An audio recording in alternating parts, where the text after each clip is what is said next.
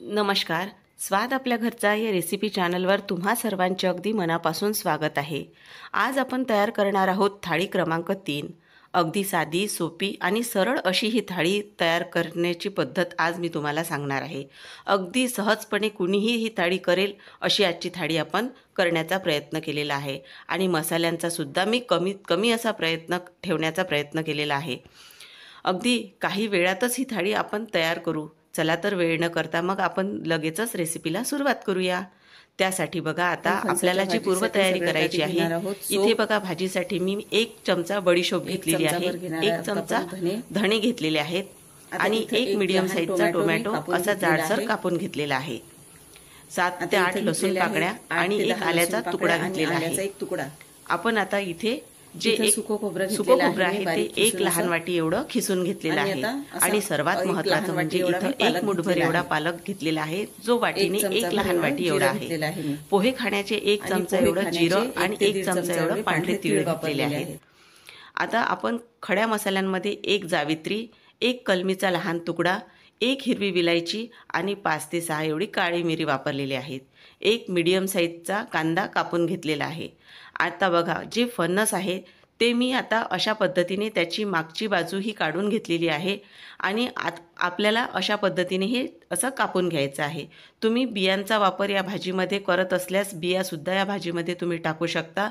आता मला इथे बिया भाजीमध्ये आवडत नाहीत, त्यामुळे मी इथं बिया ह्या काढून टाकणार आहे आणि हे जो पूर्ण त्याचा बाजूचा भाग आहे तो वापरणार आहे. अशा पद्धतीने हे आपल्याला कापायचं आहे. तुम्ही बाहेरून विकत घेत असल्यास हे कापूनसुद्धा मिळतं. आता हे कापलेलं जे फणस आहे आधी मी धुवून घेतलेलं होतं. आता त्यामध्ये आपल्याला हे वाफवून घेण्यासाठी पाणी टाकायचं आहे. पाण्याचं प्रमाण आपल्याला जोपर्यंत हे फणस छान असं बुडेल तितपत पाणी यामध्ये टाकायचं आहे. आणि आता आपण यामध्ये टाकणार आहोत थोडंसं मीठ आणि यामध्ये टाकणार आहोत अगदी लहान अर्धा चमचा एवढी हळद. आणि आता हे छान असं वाफवून घेणार आहोत आपण. म्हणजे हे जे पाण्यामध्ये आहे हे पाण्यामध्ये आपल्याला 70 ते 80% एवढं शिजवायचं आहे आणि राहिलेलं आपण ते भाजीमध्ये शिजवणार आहोत. आता बघा इथे कुकरमध्ये मी जिरा राईससुद्धा लावलेला आहे. आता मी भाजीची आपण तयारी करणार आहोत. त्यासाठी बघा जे मसाले घेतलेले आहे आपण ते पूर्ण भाजून घेणार आहोत आपण. त्यासाठी सर्वात आधी मी कांदा एका भांड्यात टाकलेला आहे आणि त्यामध्ये पोहे खाण्याचे 1 ते 1.5 चमचा एवढं तेल टाकलेलं आहे आणि कांदा छान सोनेरी रंगाचा होईपर्यंत आपल्याला भाजून घ्यायचा आहे. अगदी सहजपणे कांदा आपला हा भाजला जातो. तुम्हाला जर फारच लवकर लागत असेल तर तुम्ही छान बारीक असा कापून घ्या. आता कांदा हा आपला अर्धा सोनेरी रंगाचा झाल्यानंतर आपण त्यामध्ये जे टोमॅटो आहे ते टोमॅटो घालून घेणार आहोत. कारण टोमॅटोचंही थोडं पाणी हे भाजल्यामुळे कमी होतं आणि त्याचा थोडा आंबटपणाही हा कमी होतो. आता बघा टोमॅटोसुद्धा आपण यामध्ये छान असं परतून घेणार आहोत आणि राहिलेलं साहित्यसुद्धा आपण आता यामध्ये घालणार आहोत. तर त्यामध्ये बघा जे सुकं खोबरं आपण खिसून घेतलेलं होतं ते सुकं खोबरं पण आपण यामध्ये घालणार आहोत. तुम्ही सुकं खोबरं भाजूनही यामध्ये अशा पद्धतीने भाजूनही घालू शकता किंवा 1 लहान तुकडा हा गॅसवरही भाजून घेऊ शकता. त्यानेही आपल्या भाजीला छान रंग येतो. भाजी जशी चवीला छान आपल्याला लागते तशीच ती दिसायलाही सुद्धा छान असली म्हणजे ती खाण्याची इच्छा होते. आता बघा जे धणे, जिरं, आपण जे पांढरे तीळ घेतलेले आहेत ते सुद्धा यामध्ये प्रत्येकी 1-1 चमचा आपण घालणार आहोत.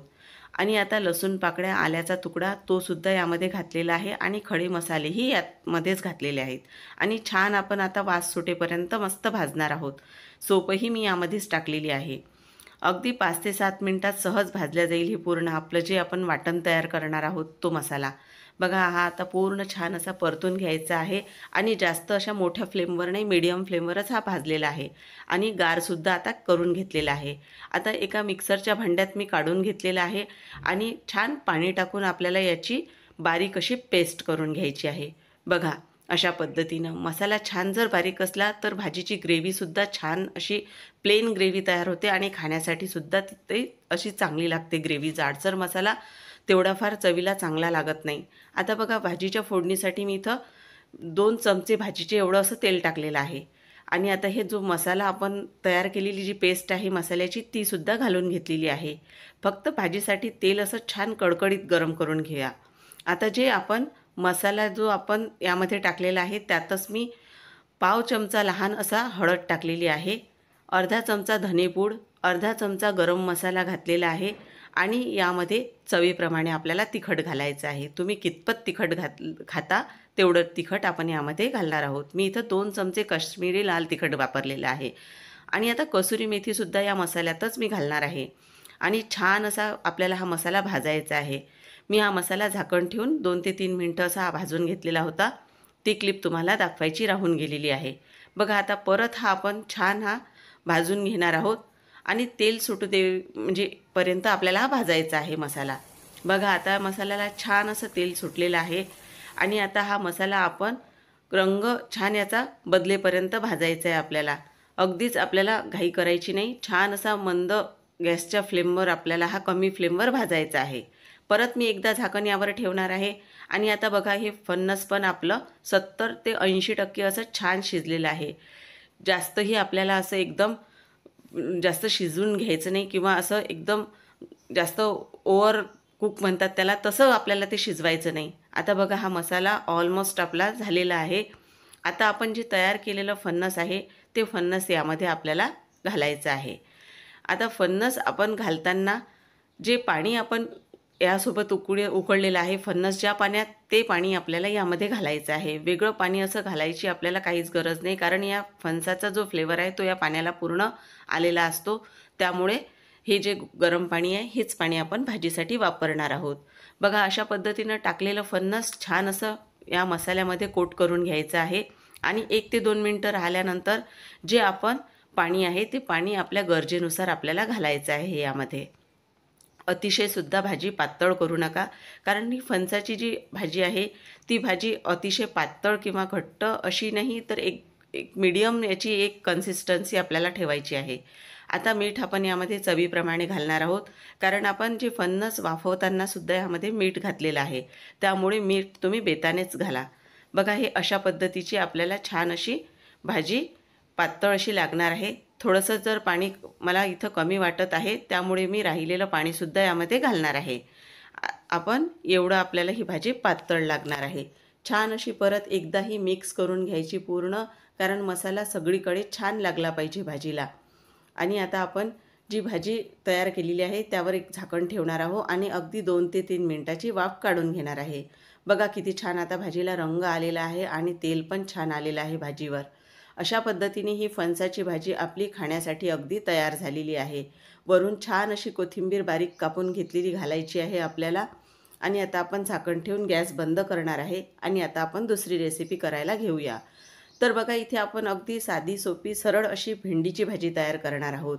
अगदी तुम्ही टिफिनसाठीही ही भाजी तयार करू शकता. आता तेल यामध्ये मी टाकून घेतलेलं आहे. तेल छान गरम झाल्यानंतर यामध्ये मी अर्धा चमचा एवढी मोहरी घालणार आहे. मोहरी आपल्याला छान अशी फुटू द्यायची आहे. तेल थोडं हे गरम व्हायचं राहिलेलं होतं, तर आपण थोडं तेल गरम होऊ देऊया.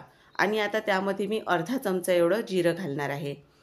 भेंडीमध्ये जिरा मोहरीचा एक छान असा फ्लेवर भेंडीला येतो. आता ही छान जिरंसुद्धा फुटल्यानंतर यामध्ये मी लसूण आणि आल्याची जाडसर अशी भरड अशी काढून घेतलेली आहे. खलबत्त्यातच हे कुटून घेतलेलं आहे. ते सुद्धा मी 1 चमचाभर यात घातलेलं आहे. लहान पाव चमचा एवढी हळद घालायची. त्यामध्ये एक छान जाडसर असं कापून घेतलेलं टोमॅटो घालायचं आहे आपल्याला आणि टोमॅटो 1 ते 2 मिनटं छान असं भाजून घ्यायचं आहे तेलामध्ये, कारण त्याचा तो थोडा आंबट फ्लेवर असतो तो आपल्या भेंडीला येतो. त्यासाठी 1 ते 2 मिनटं छान भाजल्यानंतर त्यामध्ये मी गरम मसाला घातलेला आहे. अगदीच लहान अर्धा चमचा आणि एक अर्धा चमचा एवढी धनेपूड घातलेली आहे. इथे मी तिखट घातलेलं आहे 1 लहान चमचा. तिखटाचं प्रमाण व्यवस्थित ठेवा, कारण अतिशय तिखटसुद्धा भेंडी चवीला चांगली लागत नाही. आता जी आपण कापून घेतलेली भेंडी आहे ती भेंडी यामध्ये घालणार आहोत आपण आणि यामध्ये सुद्धा मसाल्याचा वापर कमीच ठेवायचा भेंडीमध्ये. आता ही भेंडी घातलेली आपण छान अशी मिक्स करून घेणार आहोत. आता भेंडी थोडी आपल्याला जाडसर कापून घ्यायची आहे. अगदीच तुम्ही बारीक अशी जर भेंडी कापली तर तीही अशी पिळपिळीत अशी भेंडी तयार होते. अगदीच आपल्याला जाड नाही किंवा बारीकही नाही, मीडियम अशी भेंडी कापायची. आता ही जी आपण भेंडी मसाल्यामध्ये टाकून घेतलेली आहे छान अशी मिक्स करून घ्यायची आहे आपल्याला. तुम्ही जर टोमॅटो इथं तुम्हाला आवडत नसल्यास तुम्ही इथं अर्ध लिंबूही पिळून यामध्ये टाकू शकता. आता ही छान अशी मिक्स झालेली आहे. यामध्ये मी चवीप्रमाणे मीठ घालणार आहे भेंडीमध्ये.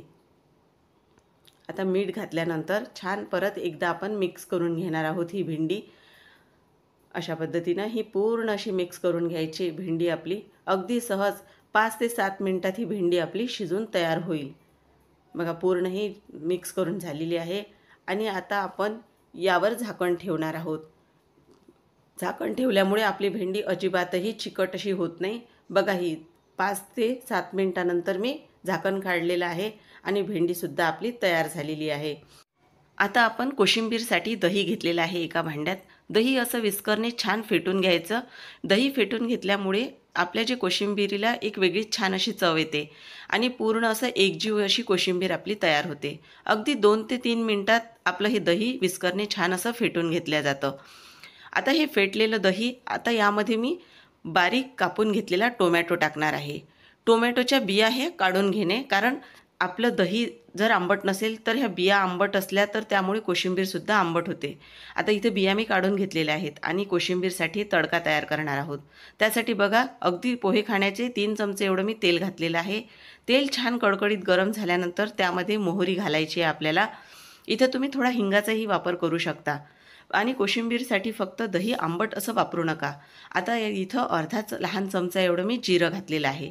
जिरंसुद्धा छान असं फुटू द्यायचं आहे आपल्याला आणि यामध्ये आपण अगदी लहान चमचा अर्धा एवढं हळद घातलेली आहे आणि तेवढीच आपल्याला लाल तिखटसुद्धा घालायचं आहे। आता हे तयार केलेला तडका मी या पूर्ण आपली जी कोशिंबीर आहे त्यावर घातलेला आहे आणि छान असं फेटून घ्यायचं आहे आपल्याला। वरून थोडी कोथिंबीर घातलेली आहे बारीक कापून आणि चवीप्रमाणे मीठ घालायचं आहे आपल्याला।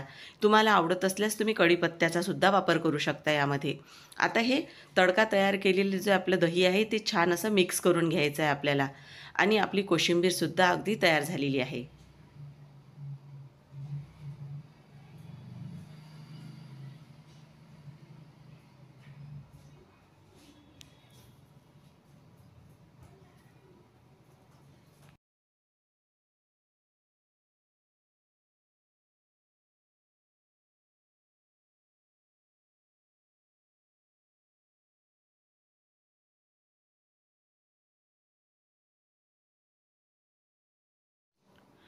तर अशा पद्धतीने आपली आजची ही थाळी पूर्ण झालेली आहे। तुम्हाला ही थाळी कशी वाटली मला कमेंट करून नक्की कळवा। जर तुम्हाला हा व्हिडिओ आवडल्यास व्हिडिओला लाईक, शेअर आणि माझ्या चॅनलला सबस्क्राईब करा। पुन्हा आणखी एका अशाच नव्या थाळीसोबत आपण भेटूया। तोपर्यंत धन्यवाद।